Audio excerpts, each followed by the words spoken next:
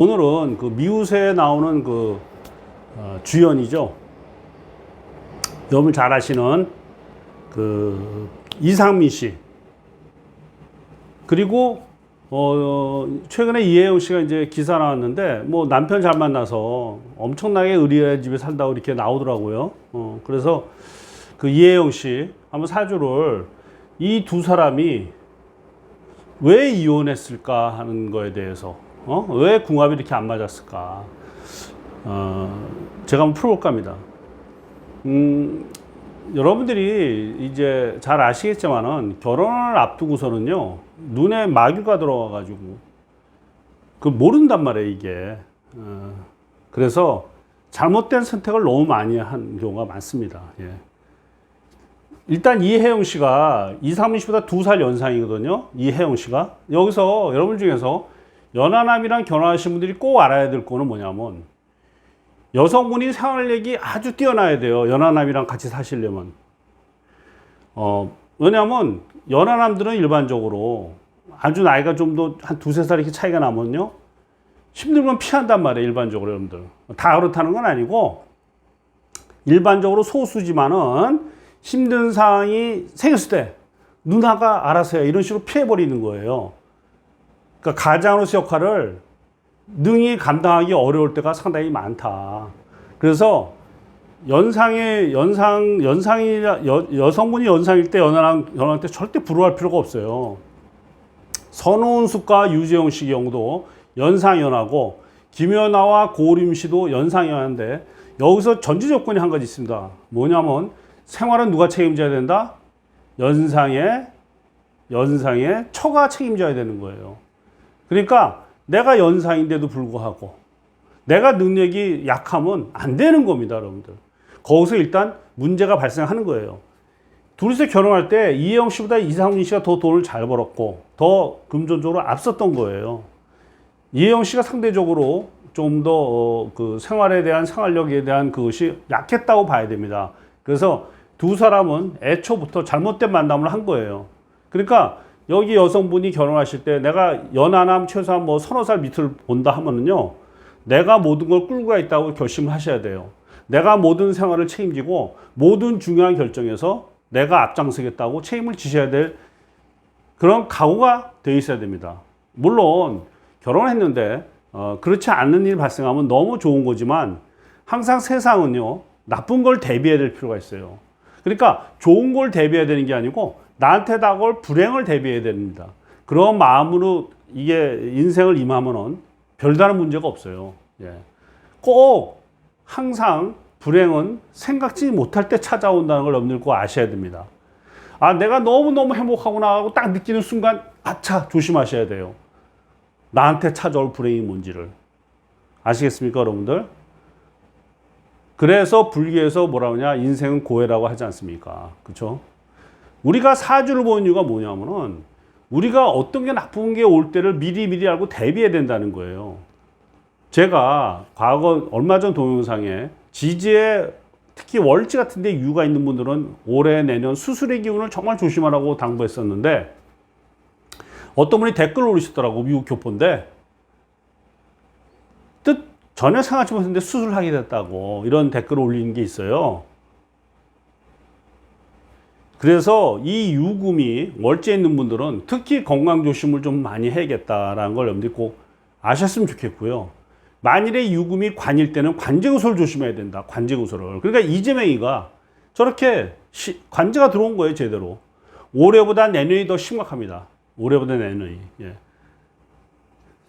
그래서 이혜영 씨와 이상민 씨는 처음에 전제 조건에서, 다시 말해서 이혜영 씨가 연상녀이면은 이 경제적 능력이, 생활력이 더 뛰어나야 되는데 그러지 못했다는 점에서 불행이 잉태했다라는 걸 여러분들 아셔야 돼요. 불행이 잉태했다. 연하남을 데리고 살려면 그만큼 누나로서 모든 걸 갖춰야 한다는 얘기를 제가 하고 싶은 거예요. 물론 이제 뭐 한두 살 차이는 뭐 큰 문제 안 될 수 있겠지만 이게 좀만 더 내려가도 힘든 일이 닥칠 때 남성의 마음이 자꾸만 기대게 되는 거예요, 누나한테. 그 제가 하는 말을 꼭 유념을 하셔서 자식들 혼사에 좀 많이 좀 신경 써주셨으면 합니다. 예. 자, 여기 이혜영 씨, 이 사주를 보면요. 추운 겨울에 태어난 신금이에요. 그래서 용신은 뭐다? 화가 용신입니다, 여러분들. 왜? 사주가 얼어붙어 있으니까. 근데 화가 어디 있어요? 바로 여기 일지에 있어요. 사화로. 이 자리가 배우자 자리죠? 배우자 자리입니다. 거기다가 사화가 이렇게 있으니까 이혜영 씨는요, 배우자 복이 있는 사주예요. 배우자 복은 있다.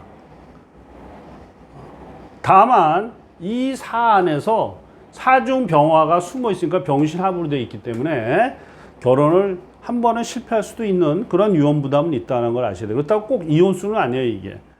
그렇지만 이렇게 사화, 이 불이 배우자 자리에 있다라는 거는 남편 복은 분명히 있을 수 있다라는 거예요. 남편 복은. 그리고 두 번째로 신금, 경금, 신금이 금생수로 내려가니까 신약사주예요. 그래서 토가 용신이 되는 겁니다. 화토가 용신이 돼요. 그럼 뭐가 나쁘냐? 목이 안 좋고요. 수목이 운이 별로인 거예요. 대운을 보면은. 그래서 이혜영 씨의 운을 보면요. 처음에 어릴 때는 좀 좋았다가 15살 때부터 운이 기울었어요. 이렇게. 그러다가 38 정도부터 운이 살아납니다. 진토로. 진토가 바로 토니까요. 예.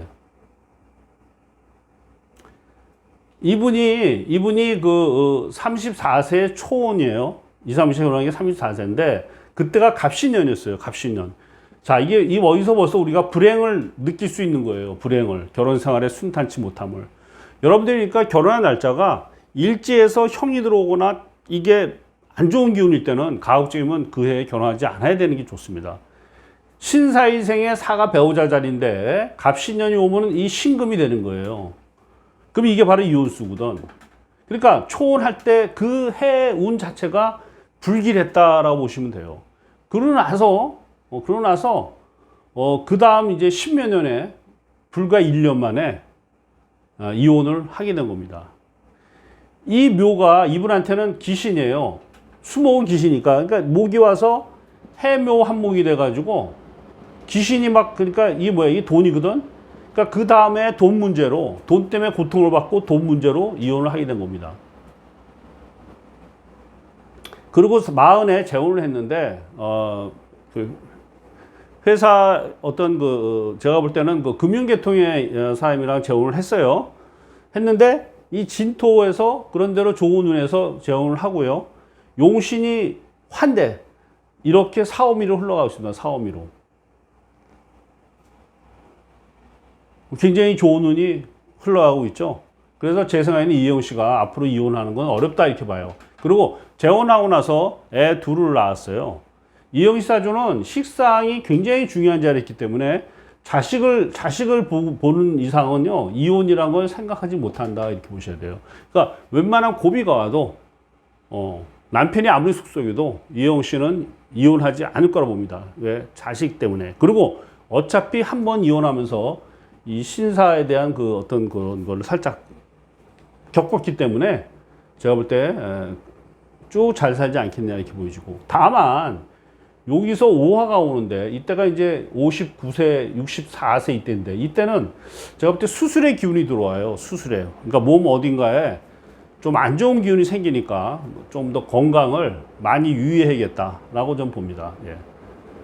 자, 반면에 이제 이상민과 이혜영이 첫 번째 이혼의 조건은 뭐다? 연상녀와 연상남의 그것이 연상녀가 충분히 역할을 못한다 이렇게 봐야 되고.